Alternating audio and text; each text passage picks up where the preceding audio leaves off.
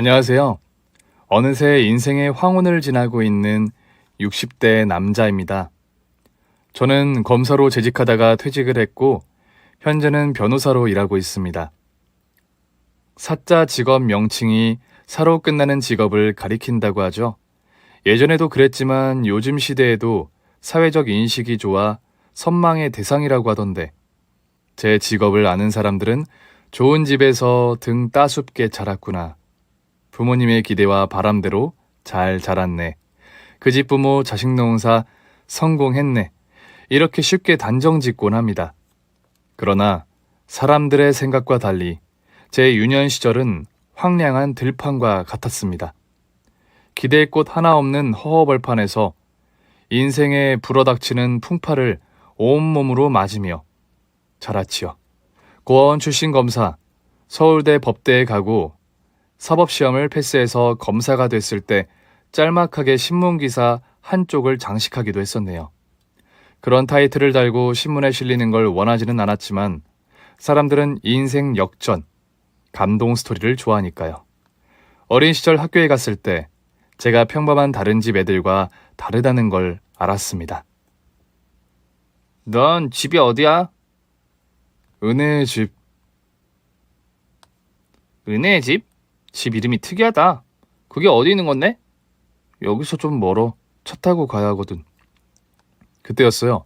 멀리서 봉고차 한 대가 털털거리며 교문 앞으로 다가왔습니다. 차에서 내린 수녀님이 손짓을 하며 제 이름을 불렀죠. 영서가 얼른 와. 니네 엄마야? 니네 엄마가 수녀님이야? 수녀님이 애를 낳은 거야? 저는 친구 녀석의 질문 세례에 아무런 답도 하지 못했습니다. 그저 그 녀석 눈을 빤히 보다가 붉어지는 얼굴을 들키지 않으려 획 돌아서 뛰어갔죠. 멀어져가는 저를 본 수녀님은 당황해서 더 크게 저를 불렀습니다. 영석! 김영석! 은혜의 집 마테오 김영석 어디 가니? 천주교에서 운영하는 고아원, 은혜의 집이 저의 집이었습니다. 세례명도 신부님이 지어준 것이었죠. 영석이라는 이름이 있었지만 수녀님들은 저를 세례명으로 부르는 일이 많았습니다. 제가 언제부터 고아원에 있던 것인지 모르겠습니다만 이곳에서 태어나지 않은 것은 확실합니다.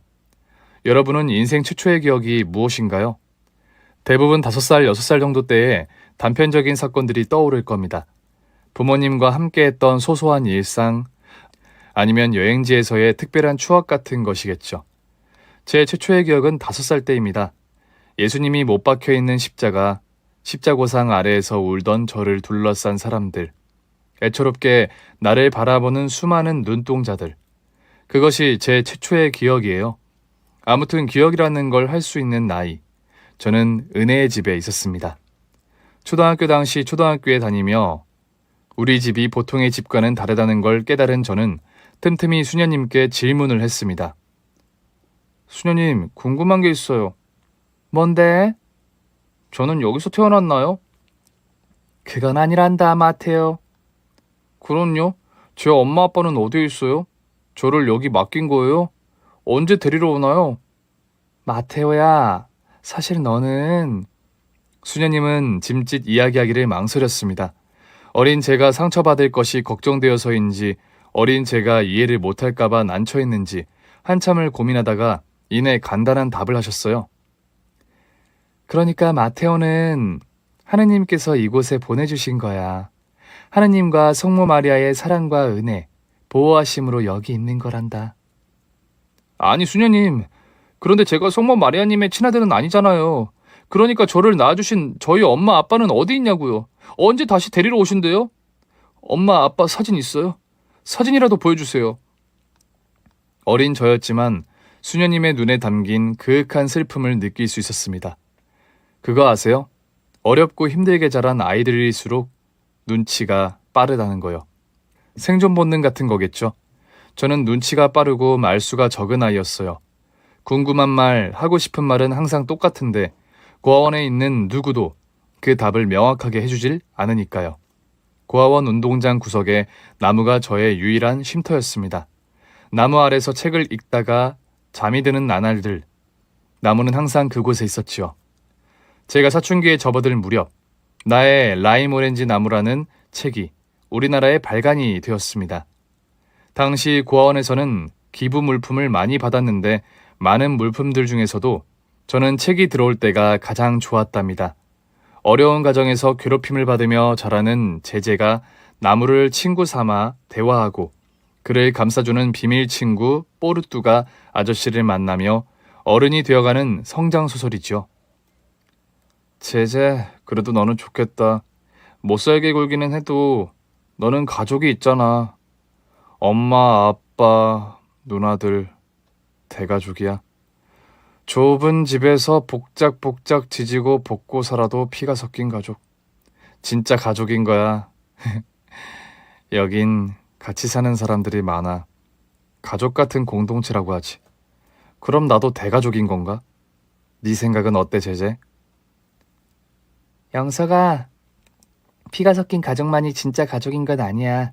옆에서 너를 아끼고 사랑해주는 수녀님들, 그리고 형제와 같은 아이들이 있잖아. 넌 축복받은 사람이야. 나에게도 뽀르뚜가 아저씨가 있었으면 좋겠어. 어떤 이야기든 털어놓을 수 있고 나를 이해해주는 어른. 나에게도 그런 어른이 필요해. 제제는 나무와 대화를 했지만 저는 나무 아래서 제제에게 말을 걸곤 했습니다. 당연히 제제가 진짜 말을 하진 않았어요. 마치 연극을 하듯 1인 2역을 맡아 제가 듣고 싶은 말을 제제를 통해 한 것이었지요. 또래 사내 아이들보다 예민한 구석이 있었기에 학교에서도 친구들과 어울리기보다 저는 책을 가까이 했습니다. 공부를 열심히 했고 잘했어요. 딱히 몰두할 게 공부밖에 없기도 했지만 솔직히 무시당하는 게 싫었습니다. 부모 없는 고아라는 걸로도 남들한테 무시당하기 충분한 이유가 되잖아요.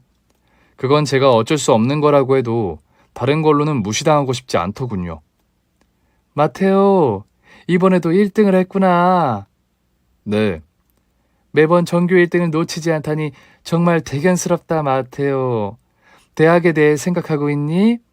이 정도 성적이라면 네가 원하는 대학에서 원하는 공부를 할 수 있을 것 같은데. 법대에 가려고요. 서울대 법대요. 네 꿈이 무엇이니? 하느님께서는 너를 통해 이루실 일을 다 계획해 놓으셨단다. 법관이 될 거예요. 판사보다는 검사요. 검사가 돼서 정의로운 일을 하고 싶어요. 수녀님께서는 성우를 그은 뒤 저를 위해 조용히 기도를 하셨습니다.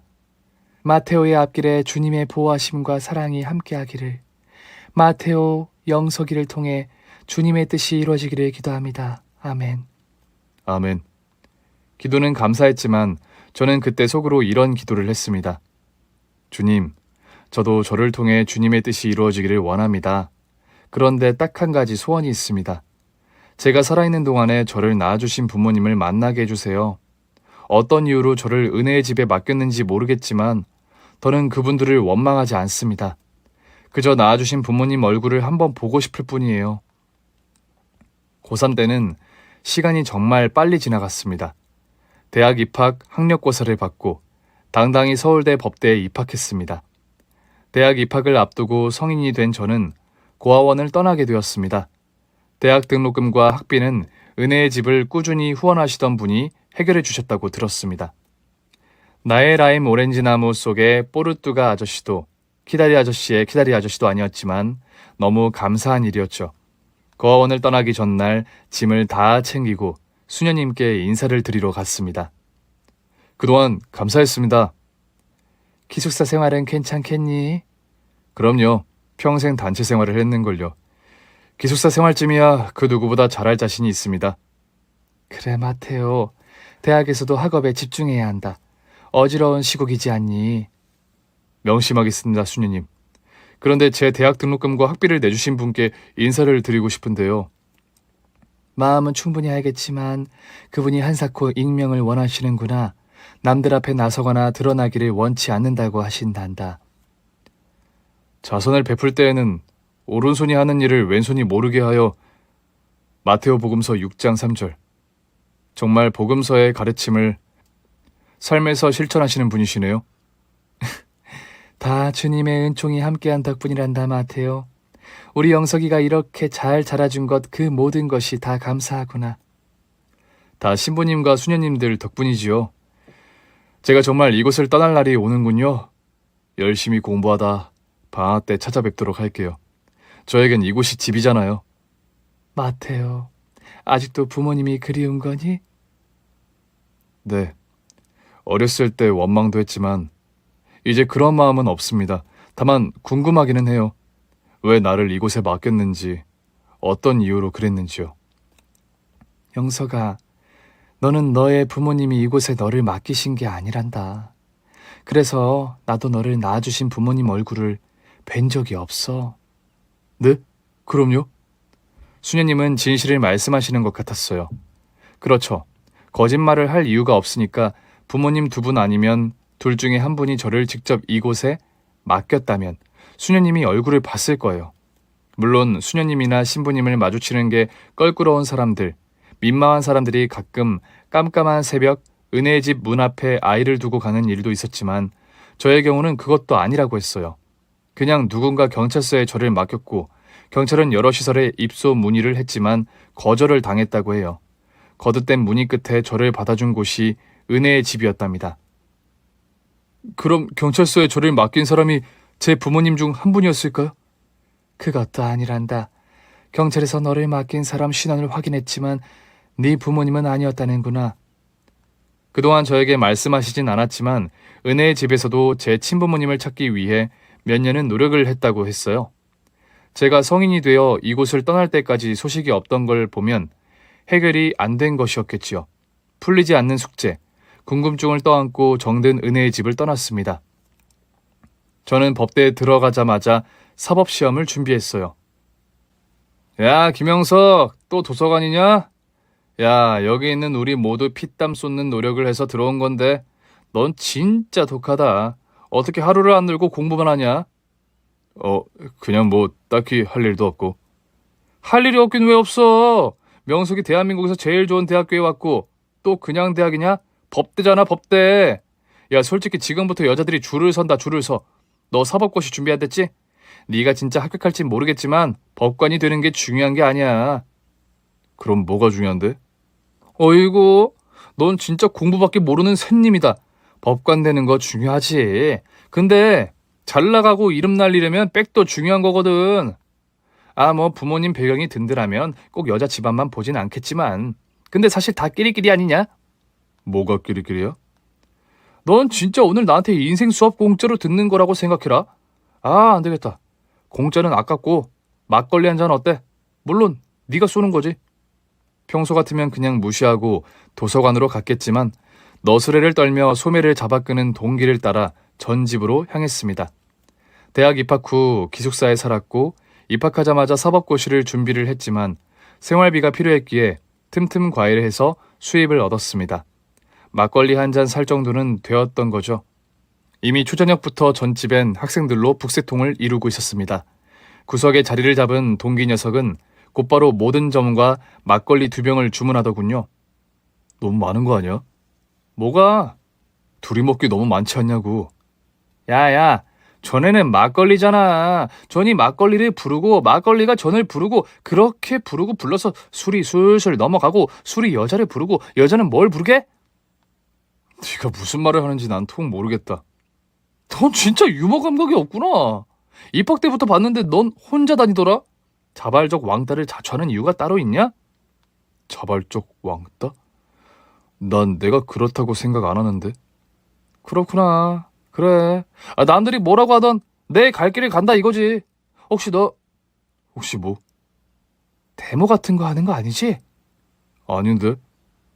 그래. 뭐 시국이니까. 80년대 중반이었고 몇 년 뒤 서울에서 올림픽을 개최한다고 합니다. 88 올림픽 준비로 온 나라가 들썩이던 시절이었죠. 그나저나 네 아버지 뭐 하시노? 갑자기? 저는 순간 당황했지만 티를 내지 않았습니다. 나 사실은 아버지 안 계셔. 아버지 얼굴도 어머니 얼굴도 모르거든. 이런 속내를 털어놓을 만큼 친한 사이도 아니었고 또 그 말을 한들 뭐가 달라지겠어요? 값싼 동정은 제가 제일 싫어하는 것이었습니다. 어물쩍 넘어갔고 그 녀석도 더 이상 캐묻지 않았습니다. 막걸리 몇 잔 마시니 자기 이야기 하는데 신이 났거든요. 저는 적당히 리액션을 하며 들어주면 되는 것이었습니다. 그래, 꽈팅에도 관심 없고 따로 연애를 하는 것 같지도 않은데 혹시 뭐 비밀 연애 그런 거냐? 혹시 너 CC야? 아, 그럼 배신감 시게 오는데. 그런 거 아니라니까. 관심도 없고. 아니 그러니까. 그래. 여기 온 이유가 그거였지? 너 검사 되려고. 그래. 우선은 그래.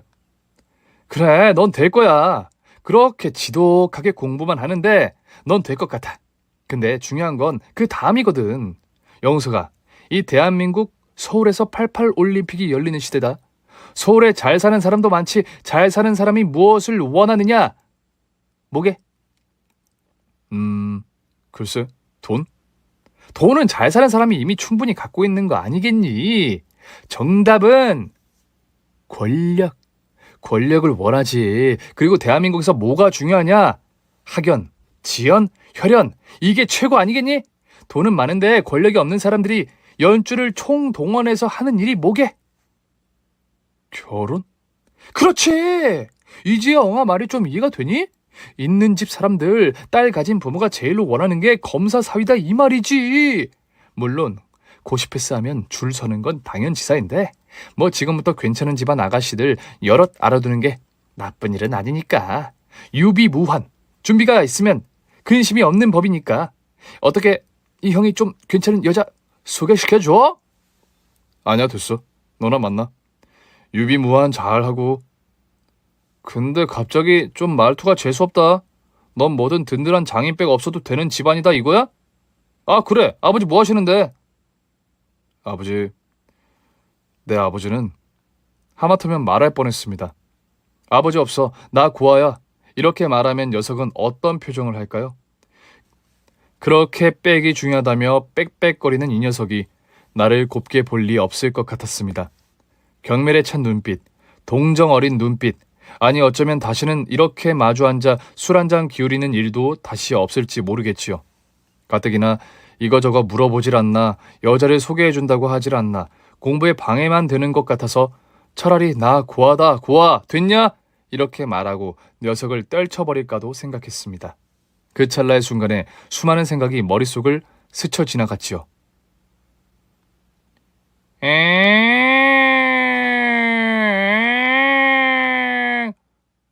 아, 뭐야? 통금 실현한다, 통금. 장난하냐? 야간 통금 작년에 해제됐거든? 통금 없는 밤이 작년 최대의 업적이고 우리도 본격적 밤문화의 시대로 들어온 거라고. 야, 그리고 지금이 몇 시인데 야간 통금 같은 소리를 하고 있어. 아, 이 자식이 날 호구로 보나. 나는 나만의 통금을 지켜야겠다. 공부해야 하거든. 이만 갈게. 이야기 잘 들었다. 이모, 여기 계산이요. 잘 먹었습니다. 야! 어디가? 진짜 가는 거야? 아버지 뭐 하시노? 이 질문에 끝끝내 답을 하지 않은 저는 도망치듯 그 자리를 빠져나왔습니다. 도서관에 가지도 않았어요. 그냥 다른 사람들을 보는 게 싫더라고요. 기숙사 방으로 돌아와 두꺼운 법전을 펼쳤습니다. 1988년 88 서울올림픽이 개최되던 해, 저는 25살의 나이로 사법시험에 합격했습니다. 3차 면접만을 남겨두었지요. 사법시험 3차 면접은 형식적인 터라 2차에 합격하면 사실상 합격이라더군요. 88년 그해 서울을 기억하시는 분이 계실까요? 1988년 구소련이 종합순위 1위를 하고 동독과 서독이 아직은 분단된 국가였던 그 시절, 거리에서는 코리아나의 손에 손잡고 벽을 넘어서가 울려 퍼졌고 텔레비전을 틀 때마다 노래가 흘러나왔습니다. 상모를 쓴 호돌이가 미소 지으며 반겨주던 날들, 어쩌면 우리가 가장 순수했던 시절이었는지도 모릅니다. 그러나 빛이 있으면 그림자가 따르는 법, 88 서울올림픽을 준비하던 기간, 86년은 그 어둠의 그림자가 짙어지던 해였습니다. 야, 88 올림픽이 없는 사람을 다 죽인다더라? 그래, 재개발 명목으로 살고 있는 주민들을 다 쫓아내고 있다지? 말이 좋아, 재개발이지. 사실상은 투기개발이지, 투기개발. 8688, 마법의 주문 아래 경기장 건설 및 달동네 환경 정비, 재개발이라는 명목으로 수십만에 가까운 주민들이 한순간에 길거리로 내몰렸죠. 이렇게까지 하는 이유가 뭘까? 성화봉송 중에 불량주택이 보이면 곤란하다잖아. 판잣집이란 판잣집은 전부 무단으로 철거해버린대.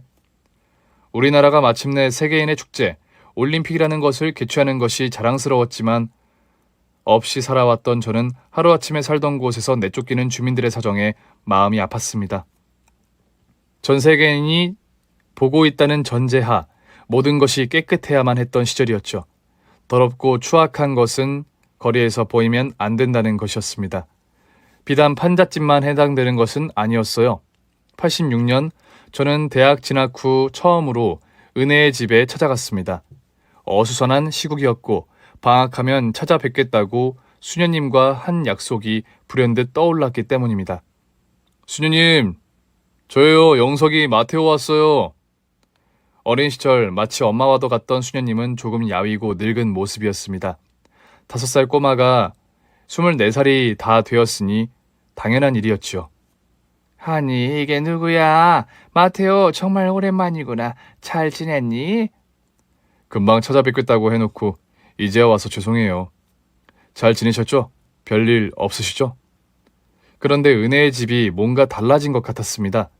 분명 여기는 아이들이 지내는 곳인데 유아와 아동이 입소하는 것이 일반적이었고 사실상 청소년 시기가 됐을 때 다른 시설로 옮기는 아이들도 많았어요. 공부를 잘한 덕인지 후원하시는 분께서 힘을 써주신 것인지는 몰라도 저만 예외적으로 거의 성인이 될 때까지 이곳에 지냈던 것이거든요. 은혜의 집에는 아이들뿐이 아니라 성인들이 많았는데 그게 좀 이상하게 느껴졌습니다. 수녀님, 은혜의 집은 고아원이 아니었나요? 생활하시는 분들 연령대가 다양한데 찾아뵙지 못한 사이에 변화가 있었나 보네요. 그게 정부에서 보호시설이 부족한 것인지 성인들을 분산 수용해달라는 요청이 있어서 갑자기 그렇게 되었단다. 아, 바로 그것이었습니다. 전 세계인에게 깨끗한 거리, 깨끗한 나라, 경제 발전을 이룩하게 한 한강의 기적, 이런 것을 소개해야 하는데 판잣집과 마찬가지로 불황자, 거지, 지적장애인들은 거리에 보이기에 적합하지 않았던 겁니다. 미관을 해친다는 이유로 이런 사람들이 거리에서 보이면 잡아다가 보호시설에 수용시켰던 거죠. 그 사실을 깨달은 순간 어쩌면 나도 하는 생각이 들었습니다. 수녀님, 그런 것 아닐까요? 여기 온 사람들 그냥 거리에 있다가 잡혀온 사람들이잖아요. 가족이나 보호자가 정식 절차를 거쳐 입소시킨 게 아니라 그냥 지나가다가 잡혀온 사람들이요. 이 사람들은 여기가 어딘지 알까요? 이렇게 마구잡이로 잡아들이는 거면 가족이냐 지인이 잃어버린 사람을 찾으려고 해도 찾을 수가 없겠어요. 갑자기 그런 생각이 들어요. 제가 은혜의 집에 오게 된 게 비슷한 이유일 수 있겠다는 생각이요. 가능성이 아예 없는 이야기는 아닌 것 같구나. 마테오 너 역시도 우리가 백방으로 가족을 찾아보려 노력했지만 결국 찾지 못했으니까. 거창하게 말하면 제 출생의 비밀? 아니, 내가 은혜의 집에 있게 된 이유에 다가선 것 같다는 생각이 들었습니다. 혹시 도움이 될까 싶어 거기 입소하신 몇 분과 대화를 시도해보았지만 쉽지 않았어요. 어르신, 댁이 어디세요? 가족은 있으세요? 아무도 날 찾지 않을 거야. 난 그냥 스스로 떠난 거라고. 그 편이 나을 거야. 은혜의 집에서 음주 같은 것은 금지했지만 어떻게든 술을 구해서 마시는 분들과는 대화도 힘들었습니다. 지금 생각하면 그분들은 치료가 필요하고 도움이 필요했어요. 생각에 생각이 꼬리를 물었지만 국가가 88올림픽 개최 준비에 열과 성을 다하는 만큼 저 역시도 사법시험 합격에 모든 것을 걸었던 때였어요. 사법시험 합격해서 찾아뵐게요. 밥 잘 챙겨 먹고 건강해야 한다, 마테오. 88년 서울올림픽이 한창이던 그때에도 사법고시는 치러졌습니다. 입학하자마자 시험을 준비했던 저는 그해 고시에 합격했고 형식상인 3차 면접을 한 달 앞두고 있었죠. 조금은 마음의 여유를 갖고 달라진 서울의 모습을 눈에 담으며 거리를 걷던 날이었어요. 밤거리를 환하게 수놓은 자동차 불빛을 바라고 보고 있었는데 갑자기 구토감이 느껴지고 어지럽더군요. 그 다음부터는 사실 잘 기억이 나질 않습니다. 지나가던 누군가 다급하게 119를 부르는 것 같았고 제정신은 점점 희미해져 갔어요. 눈을 떠보니 온통 하얀 방에 누워있더군요. 안 돼. 정신이 혼미한 와중에 온통 하얀 그 방을 보고 내가 어디 끌려온 것은 아닐까 하는 공포감에 소리를 질렀나 봐요. 환자분 진정하세요. 여기 병원이에요. 병원이요? 네, 병원이요. 어젯밤에 길에서 급작스럽게 쓰러지셨어요. 지나가던 행인분의 빠른 신고로 병원에 오신 거고요. 아, 그렇군요. 네, 감사합니다. 저 환자분, 연락하실 보호자분이 계실까요? 보호자요? 아니요, 저는 혼자 살아서요. 아, 네. 서울에서 학교 다니는 학생이시죠? 보호자분께 연락하려고 지갑을 봤는데 학생증이 있었어요. 서울대 법대생이신가 봐요? 서울에서 혼자 공부하느라 고생이 많아요. 부모님은 지방에 계신가요? 조금 있다가 담당 선생님 진료가 있을 건데 보호자분 동석하시는 게 좋아서요. 깨어난 지 얼마 안 되는 저에게 마치 오랜 친구를 만난 마냥 쉴 새 없이 말을 쏟아내는 간호사가 좀 당황스러웠습니다. 아무튼 핵심은 보호자에게 연락을 하라는 것이었죠. 보호자 없습니다. 전 부모님이 안 계세요. 아, 죄송해요. 그럼 일단 담당 선생님 진료실로 가실게요. 진료요? 저 지금 깨어났고 괜찮아진 것 같으니 퇴원하겠습니다. 여기 퇴원 수속하는 곳이 어디죠? 보호자한테 연락하라고 하는 게 혹시 병원비 때문이라면 걱정하지 마시고요. 수납하겠습니다. 막무가내로 일어나 겉옷을 입으려는 저를 간호사가 붙잡고 간곡하게 말했습니다. 환자분 쓰러져서 병원에 실려오셨고 응급처치하면서 혈액검사와 간단한 몇 가지 검사를 했는데 담당 선생님께서 환자분 면담이 필요하다고 하세요. 중요한 일이에요. 면담? 중요한 일? 혼란스러웠습니다. 그때 제가 누워있는 침대 쪽으로 중년의 남자 의사가 다가오더군요. 좀 어떠세요? 네, 괜찮아진 것 같습니다. 그럼 진료실로 가실까요? 간호사님한테도 말씀드렸는데 전 퇴원을 해야 할 것 같다고요.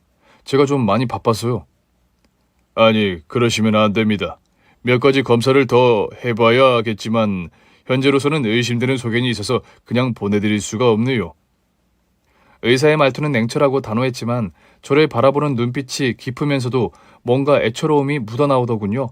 그 말에 이끌려 진료실로 향했습니다. 제가 무슨 병이 있나요? 전에도 이렇게 쓰러지신 적이 있나요? 아니요, 처음입니다. 갑작스레 구토를 하시거나 어지러움을 자주 느끼시나요?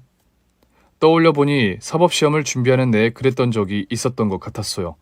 그냥 잠을 줄여가며 공부를 하다 보니 조금 무리를 했나 보다, 컨디션이 안 좋았나 보다, 대수롭지 않게 넘겼던 것 같아요. 네, 그런 적이 있습니다. 네, 사실 비검사를 해본 결과 급성 백혈병이 의심되는 상황입니다. 급성 백혈병이요? 안타깝지만 거의 맞는 것 같습니다. 하지만 치료가 중요합니다. 지금부터 낙담하시면 안 됩니다. 몇 가지 검사를 더 해봐야 하는데 옷을 올려보실까요? 청진기를 들고 다가오는 의사. 저는 병원에서 준 환자복으로 갈아입으려고 우통을 벗었습니다. 뒤돌아 앉아보세요. 아닐 거야. 급성 백혈병이라니 도대체 왜? 아닐 거야. 내가 뭘 잘못했다고. 눈물이 날 것 같았어요. 수녀님의 목소리가 들리는 것 같기도 했습니다.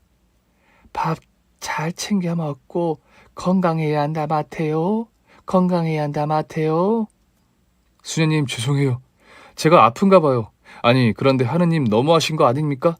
저한테 많은 것을 허락해 주시지 않으셨잖아요. 남들 다 있는 가족도 제겐 없었어요.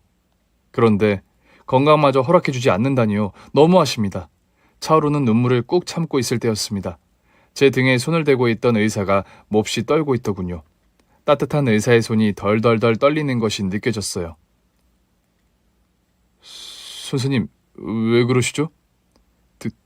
등에 큰 점이 있네요. 점이요? 어렸을 때부터 있었던 점이죠. 네, 맞습니다. 그런데 왜 그러시죠? 그게 병이랑 어떤 관련이 있나요? 제가 제 몸, 그것도 뒷모습을 볼 일이 없지만 어릴 적 고아원에서 수녀님이 씻겨주실 때 말씀해 주신 적이 있습니다. 제 등에 커다란 점이 있다고요. 그런데 마치 그 점이 토끼 얼굴 모양처럼 생겼다면서요. 기다랗게 뻗은 두 개의 귀와 얼굴 모양. 마치 토끼 얼굴을 제 등에 찍어 놓은 것 같다고 하셨었거든요. 토끼 모양 점은 어떻게 생긴 걸까? 궁금했던 저는 거울 앞에 서서 손거울을 들고 등 뒤를 비추려 애썼던 적이 있었네요. 팔을 몹시 아파 자세히 보진 못했지만 수녀님께서 왜 토끼 얼굴 같다고 하시는지 알 것 같았어요. 점의 모양이 토끼 모양이죠? 제가 이렇게 답하자 그 의사의 떨림은 이제 흐느낌으로 바뀌었습니다. 오, 하나님, 세상에나 주님. 저는 의사가 왜 우는지 알 수 없었지만 그냥 저도 눈물이 나더군요. 전 지금도 남이 울면 같이 눈물을 흘리곤 한답니다. 나이가 드니 마음이 더 약해지는 것 같기도 한데 25살 때도 저는 마음이 여렸으니까요. 몇 초나 지났을까 의사가 심호흡을 하더니 저에게 조심스럽게 물었습니다. 부모님이 어떤 분이신가요? 혹시 부모님을 잃어버렸나요? 놀라서 뒤를 돌아보았습니다. 눈물 범벅이 된 의사, 그리고 제 손을 덥석 잡는데 제 손도 같이 떨리더군요. 그걸 어떻게 아세요? 영준아, 영준아. 영준이? 혹시 아버지세요? 제 아버지? 오래전 잃어버린 제 아들한테 제 아들의 등에 꼭 이런 모양의 점이 있었습니다. 단 한순간도 잊은 적이 없어요. 이 점이 확실해요. 제 이야기가 믿겨지시나요? 저조차도 믿기 힘든데 진짜 일어난 일입니다. 평생을 그리워했던 부모님, 제 아버지였어요. 아버지를 만났습니다. 오래전 했던 간절한 기도를 들어주셨어요. 주님, 제가 살아있을 때 부모님을 만나게 해주세요 라는 기도요. 은혜의 집 나무 아래에서 수없이 했던 그 기도를 진짜로 들어주셨어요. 25살의 나이, 급성 백혈병이라는 병을 알게 된 순간 그토록 찾아 헤매던 아버지를 만나게 되었습니다. 그러니까 그 기도를 정확히 들어주셨네요. 제가 살아있을 때 만나게 해달라는 기도를요. 그땐 급성 백혈병이었던 제가 얼마나 살 수 있을지 몰랐거든요. 발견이 늦었더라면, 치료가 늦었더라면 살아있을 때 아버지 얼굴을 못 보고 떠났을 거예요. 감격의 제외도 잠시 눈물을 닦고 마음을 진정시킨 아버지는 의사로서의 소견, 그리고 아버지로서의 의견을 제시하셨죠. 영준아, 치료받자. 미국 가서 치료받자. 너 살 수 있어. 걱정하지 마. 이 아버지가 무슨 일이 있어도 너 깨끗하게 완쾌시킬게. 저의 진짜 이름은 영준이었나 봅니다. 김영준. 그러니까 고아원에 처음 왔을 때 수녀님들이 저에게 이름을 물어봤었는데 저는 영준이라고 말을 했을 거예요. 그런데 잘못 알아들었는지 전 그곳에서 영석이가 되었어요. 물론 영석이라는 이름보다 마테오라고 불리는 일이 많았지만요. 그날 병원에서 퇴원을 한 뒤 기숙사에서 짐을 챙겨 아버지의 집으로 향했습니다. 넓은 집에 아버지 혼자 살고 계셨어요. 그렇게 멀지 않았네요. 가까운 곳에 계셨어요. 그것도 모르고 이제야. 조금만 더 빨랐더라면 불쌍한 네 엄마. 어머니는 어디 계세요? 거실벽 액자의 다소곳한 모습으로 정면을 응시하는 사람. 제 어머니였습니다. 사진으로 뵐 수 있었어요. 평생 널 그리워했다. 죽는 날까지도 널 다시 찾을 수 있을 거라는 희망을 놓지 않았단다. 재작년에 먼 길을 떠났단다. 재작년. 조금만 더 빨랐더라면. 제 기도를 정확히 들어주셨다는 말은 취소입니다. 제가 살아있을 때 부모님을 다시 만나게 해달라고 했는데 저는 아버지만을 만났으니까요. 반쪽짜리 소원 성취였네요. 조금만 더 빨리 들어주시지. 아니, 내가 병이 더 빨리 걸려서 더 빨리 쓰러졌어야 했나? 그랬다면 엄마 돌아가시기 전 만날 수 있었을까? 두 분은 저를 잃어버리신 뒤 이사도 한번 가지 않으셨다고 해요. 혹시나 제가 집에 돌아올까 봐요. 적막한 집안에서도 시시때때로 현관문을 바라보곤 하셨다는 어머니. 안방 맞은편에는 어린 시절 제가 쓰던 방이 그대로 있었습니다. 아가용 침대부터 유모차, 젖병 그런 것들을 하나도 버리지 않고 모아두셨어요. 그러나 어쩐 일인지 집도 방도 제 기억에는 전혀 없는 곳입니다. 낯설게 느껴졌어요. 4살 때까지 제가 이 집에 있었다고 하더군요. 4살. 그 이후 무슨 일이 벌어진 것일까요? 사법시험 3차가 한 달 남았다고 했니? 지금 당장 무엇을 하는 게 옳은지 모르겠구나. 의사로서, 아비로서 치료가 우선이라고 말하고 싶다. 알아요. 치료를 최대한 빨리 하는 게 중요하죠. 우선 한 달은 여기서 치료받으면서 3차 면접 준비를 할게요. 미국 치료는 그 이후에요. 한 달 뒤, 저는 사법시험 3차 면접을 받고 합격을 했습니다. 사법연수원생이 된 건데 5급 공무원에 해당하는 거였죠. 합격을 한 뒤 곧바로 치료를 위해 휴직계를 냈습니다. 사법시험 3차 준비를 하며 아버지와 친자검사도 했습니다. 저의 요청이었어요. 아버지는 결과는 보나마나 뻔하다고 했지만 뭐든 확실한 게 좋잖아요. 검사 결과 당연히 일치였습니다. 친자 관계 성립, 과학적 증거를 보니 마음이 더 편안하더군요. 인정받은 느낌이었어요. 물론 그 증거뿐만 아니라 제 등짝에 점도 나란히 서서 거울을 보니 얼굴 또한 닮은 구석이 많아 보였습니다. 치료를 위해 미국으로 향하는 비행기 안에서 저는 아버지와 많은 대화를 했습니다. 가장 알고 싶었던 것이요. 아버지, 어떻게 우리 가족이 헤어지게 되었나요? 어디서 잃어버린 거예요? 그 시절 내가 의사가 된 지 얼마 안 됐을 때였다. 미국에서 공부를 마치고 돌아와 서울의 대형 병원에서 일을 했지. 그러다가 교수님의 추천으로 지방에 있는 국립병원 전문의로 일하게 되었지. 네 엄마에게 밑에 지방으로 내려가자는 말을 하기 어려웠단다. 엄마는 어떤 일을 하고 계셨어요? 네 엄마는 피아노 전공이었다. 음대를 갓 졸업하고 미국에서 대학원 과정을 하던 중 나를 만났던 거란다. 우린 공부를 마치고 함께 한국으로 돌아왔어. 돌아오자마자 결혼식을 올리신 거군요. 그렇지. 네 엄마는 아이를 빨리 낳고 싶어 했지만 난 좀 더 안정적인 환경에서 아이가 태어나고 자랐으면 했지. 서울 병원에 있을 때 네가 태어나고 몇 년간 나는 바쁘게 병원 일에 매달렸고 네 엄마는 나를 돌보는 일에 전념했단다. 금이야 오기야 불면 꺼질까 조심조심 어찌나 귀하게 키웠는지. 저에게 피아노 연주도 들려주셨나요? 그럼 모차르트 작은 별을 연주할 때면 넌 새근새근 잠이 들곤 했다는구나. 어디 피아노뿐이겠니? 네가 아직 글을 읽을 수 없는데도 너를 위한 책 전집으로 한 가득 사서 책장을 채웠단다. 매일같이 너를 품에 안고 동화책을 읽어주었어. 그래서였는지 모릅니다. 기억은 나지 않지만 고아원에서도 제가 책만 붙들고 있었던 게 어머니의 이른 조기 교육 때문이었을까요? 남들보다 예민하고 기민한 감성도 여린 마음도 저는 음악을 전공한 어머니를 많이 닮았나 봅니다. 저의 어린 시절과 어머니의 이야기를 하는 아버지의 목소리에서는 그리움이 묻어났습니다. 그러다 지방으로 가게 되었을 때 몇 년만 지내다 오겠지 하는 생각으로 서울집도 잠시 세를 주게 되었단다. 간추린 살림을 트럭으로 먼저 실어 보낸 뒤 어린 너를 데리고 서울역으로 향했지. 그때 기차를 타지 않았더라면 너를 잃어버리지 않았을까? 네 엄마와 그날 그 선택을 몇 번을 고씹으며 후회했는지. 서울역이었군요. 기차 안 창문 가까이에서 빠르게 지나는 세상 구경을 하던 네 모습이 아직도 내 기억에 선명하다. 잠도 안 자고 열심히 밖을 구경하던 네가 배가 고픈지 칭얼거리기 시작했지. 때마침 기차가 대전역에 정차했고 바람도 쐴 겸 잠시 먹을 것을 사겠다고 너를 데리고 기차에서 내렸어. 아, 저도 함께 내렸군요. 그럼 잠시도 혼자 둘 수 없는 어린아이였으니까. 내가 화장실에 잠깐 들리고 네 엄마가 달걀과 음료 몇 가지를 사는 사이 계산을 하고 보니 엄마 손을 꼭 쥐고 있던 작은 손이 사라졌다는 거야. 눈시울이 붉어졌습니다. 정말 너무 한순간에 일어난 일이었으니까요. 혼잡한 기차 승강장에서 엄마가 아닌 누군가의 손을 잡아버린 나. 왜 그 낯선 이의 손을 잡고 자연스럽게 따라갔던 걸까요?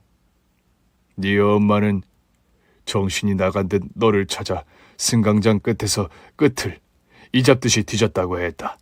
아직도 네 엄마에게 미안한 건 그런 너희 엄마를 진정시키기는커녕 너를 잃어버렸다는 사실에 화가 나 내가 소리를 질렀다는 거야. 엄마는 평생 얼마나 죄책감에 시달리셨을까요? 당신 뭐 한 거야? 이 복잡한 곳에서 애 하나 제대로 못 챙기고. 미안해 여보. 근데 아니야, 아닐 거야. 멀리 안 갔을 거야. 당신 영무실이든 어디든 가봐요. 방송을 해야 할 것 같아. 어쩌면 거기 이미 도착해 있을지도 몰라. 어머니와 아버지는 정신없이 영무실로 향했지만 그곳에 저는 없었다고 합니다. 그런데 아무리 떠올려도 확실하게 기억이 나진 않아요. 제 스스로 엄마 손을 놓고 다른 이의 손을 잡은 건지, 누군가 저를 낚아채듯 품에 안아 데려간 건지, 그 당시 아동 유괴는 흔한 일이었으니까요. 더 몹쓸 일을 겪지 않고 고아원에 맡겨진 게 어쩌면 다행이었던 것 같습니다. 그리고 은혜의 집에 이르렀을 때 너무도 어렸던 저는 원래 집이 서울인 것도, 서울의 집 주소도 어떤 것도 대답하지 못했던 것입니다. 긴 비행시간 아버지와 많은 이야기를 나누고 저는 미국에 도착했습니다. 그리고 메릴랜드주 볼티모어에 위치한 존스 홉키슨 병원 근처에 지낼 곳을 마련했습니다. 여기 있는 동안은 아무것도 생각하지 말고 치료에만 전념하도록 하자. 네, 그럴게요. 한국을 떠나 먼 곳에서 사계절을 보내는 시간은 제 인생 처음으로 갖는 휴식기였습니다. 올림픽 직후 쓰러진 날부터 바로 몇 달 지나 치료를 위해 미국에 갔던 것이 그때는 꿈처럼 느껴졌어요. 현실감이 안 들었다고 할까요? 하지만 복잡한 생각, 지난 날들에 대한 후회는 하지 않기로 했어요. 아버지 말씀대로 치료에 도움이 되지 않는 것 같았거든요. 붉은 벽돌, 마치 궁전처럼 지어진 병원을 오가며 저는 열심히 치료를 받았고 다행스럽게도 1년 반 만에 완치 판정을 받았습니다. 정말 한국으로 돌아갈 거니? 그래야죠. 공부를 더 하고 싶은 거면 여기도 괜찮은데. 아니요, 아버지. 저 한국에서 사법시험 합격하고 지금 휴직계 제출한 상태잖아요. 돌아가야죠. 언제부터 법관이 되겠다는 생각을 한 거니? 글쎄요. 고아원에서 자란 건 아무래도 특별한 경험이었죠. 어린 시절 늘 아버지 어머니를 그리워했고 마음이 텅 빈 듯 외로울 때면 나무 아래에서 책을 읽곤 했어요. 소설을 읽는 것은 다른 세계로 향하고 그 세상 속으로 향하는 거였어요. 소설 속에서 저보다 더 어려운 상황에 있는 소설 속 여러 주인공들과 저는 친구가 되었어요. 자라고 나서도 다양한 처지에 있는 사람, 억울한 일을 당한 사람들에게 눈길이 가더라고요.